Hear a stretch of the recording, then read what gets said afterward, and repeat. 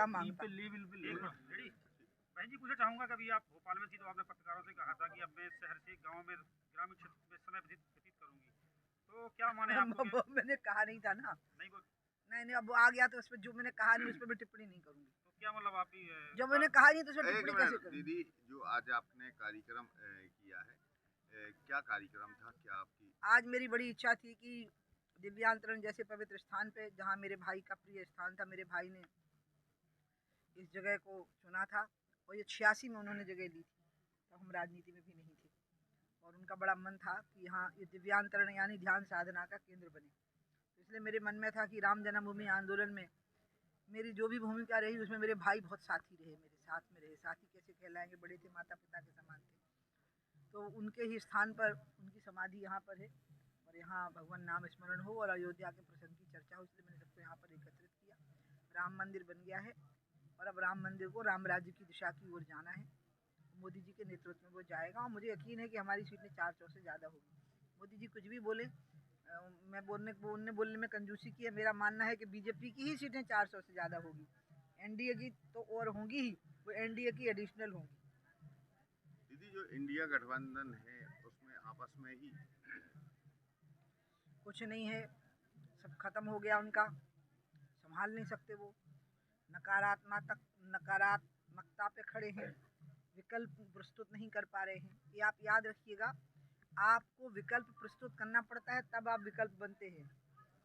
हम भी हैं ऐसे कहने से विकल्प नहीं बनते। आप प्रस्तुत करिए कि हम जो कर रहे हैं उससे बेहतर आप कैसे करेंगे, उसको बताइए पहले। आप उसको बेहतर, वो तो नहीं बता पाए ना। तो अगर आप विकल्प प्रस्तुत नहीं कर पाए हैं तो ये जो चुनाव है ये पूरी तरह से इस वर्तमान के विपक्ष को नष्ट करने वाला चुनाव होगा, खत्म कर देगा वर्तमान के विपक्ष को। बहन जी, लोकसभा चुनाव सर पे है आने वाला, क्या विचार है जब आप लोकसभा चुनाव लड़ेंगे आप? मैंने अयोध्या में जिनको कहा है वो हमारे लिए इतने महत्वपूर्ण है कि उनको कह देना पर्याप्त था कि मैं गंगा का काम छोड़ नहीं सकती। क्योंकि बहुत अच्छा प्रश्न किया है आपने मेरे से। मेरे को अशोक जी का दृढ़ निश्चय बहुत याद आया उस दिन, अशोक सिंघल जी का।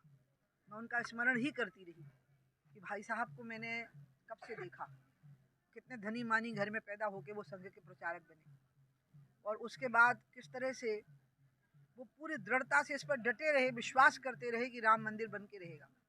उस दिन भाई साहब नहीं थे लेकिन राम मंदिर की प्राण प्रतिष्ठा हो रही थी। मुझे लगा जैसे मेरी तरफ से कोई कमी रहेगी गंगा के कार्य में और वो कमी को मुझे पूरा करना होगा और इसलिए अभी गंगा के काम में और पूरी ताकत से लगना होगा और जो धारा गंगोत्री से चली है वो गंगा सागर तक पहुंच जाए, यही रास्ता मुझे खोजना होगा, इसी पे काम करना होगा। उत्तर प्रदेश से आप टिकट की मांग करेंगे लोकसभा में?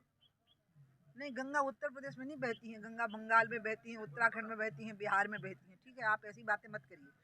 ये जो बात है ना आपकी, ये गंगा का अपमान करने वाली बात है। अच्छा, आपने कहा कि रामलला विराजमान हो गए और रामराज आ गया।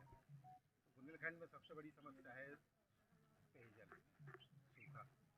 कैन बेतवा लिंक की परियोजना आ रही, लेकिन जो अभी जल जीवन मिशन में जो गड़बड़ी हो रही है,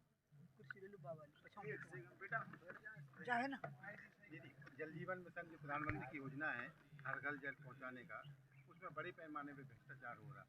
गांव में योजना कर दी, इसमें हैंड ओवर होगी लेकिन पानी नहीं मिल रहा। बुंदेलखंड में पानी की कमी नहीं है, बुंदेलखंड में पानी को घरों तक और खेतों तक पहुंचाने की व्यवस्थाओं की कमी है।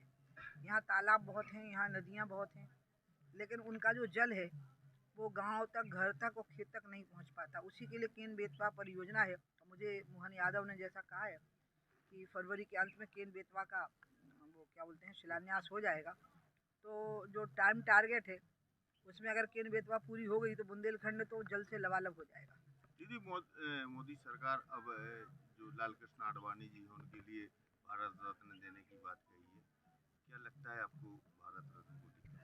मैं मानती हूँ कि वो बिल्कुल उचित बात है। वो मोदी जी ने अपनी श्रद्धा व्यक्त की है, भारत सरकार ने अपनी श्रद्धा व्यक्त की है और मैंने देखा है कि इस निर्णय में पूरा मीडिया, पूरी जनता, पूरी पार्टी के लोग इस मामले में साथ रहे, क्योंकि आडवाणी जी एक ऐसे नेता थे जिनका विपक्ष भी सम्मान करता था।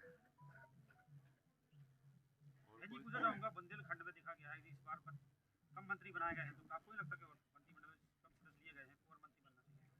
अब ये सवालों के जवाब तो मोहन यादव जी ही देंगे तो ठीक रहेगा।